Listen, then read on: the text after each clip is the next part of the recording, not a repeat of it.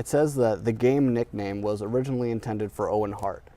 That's not true. It's a funny thing. I have no idea where that rumor came from. Okay. The game was never a nickname that was intended for anybody. I legitimately said it in a promo, Right. off the cuff, an unscripted promo with Jim Ross. Gotcha. We were backstage. It was an unscripted promo. Jim, literally came in and said, I'm going to ask you these questions, answer how you want. It was right when I was turning, I was really becoming the hard-edged heel. And a big term then was being a student of the game. Yeah. Like, if you really want to be good at this business, you got to be a student of the game. Just like anything else, you want to be a great NBA player, you got to be a student of the game. You got to watch the people that came before you. You got to study everything. All of that.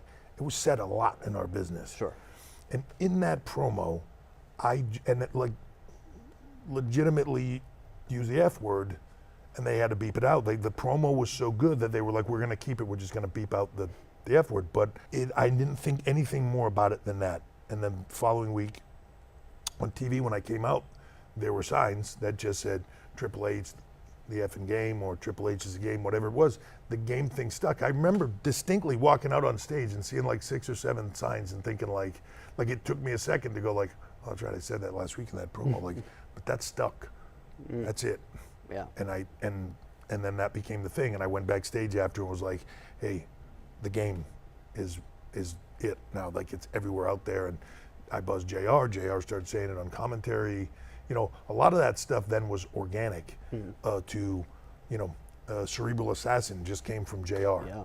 King of Kings, I just said it in promo. A lot of champions, a lot of icons, a lot of people claim they're the king. There's only one King of Kings. There's only one champion of champions. There's only one, and that stuck. Like, just certain things that you say that organically resonate. The game was just that. So I have no idea where the Owen thing came from. Yeah, I don't know. But I had never heard it until like a couple of years ago, and then I heard that go around. So, but that's Wikipedia for you. Yeah. And then the game becomes a Motorhead song. So yeah, and classic. the Motorhead connection for me was when they were trying to create a new theme song for me, and I wanted a certain vibe. They weren't getting it right, and there was a certain point in time where I was talking to Kevin Dunn, our executive producer, and he was like, "Man, I'm frustrated. We can't get this right for you." And I kept telling him this guttural, raw sound, and he was like, "Give me an example." And I said, "Motorhead, like that, just in your face, raw guttural sound." And he was like, "Well, maybe we just see if they can do it." And I was like, "Well, I didn't know that was an option."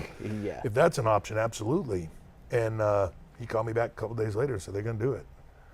And I didn't know them. It wasn't for a couple of years before I would really get to know Lem, and then meet him a few times. And then when we really became close was I did a track for them on an album called Hammered, called Serial Killer, where they called and they synced our voices together on this thing. But I spent a little bit of time with him in the studio during that, and he had already done all his stuff, so it was just kind of he and I sitting around, and that's where we really kind of bonded and connected, and then formed this really cool friendship that lasted until right when he died. Yeah, It's very absolutely. cool.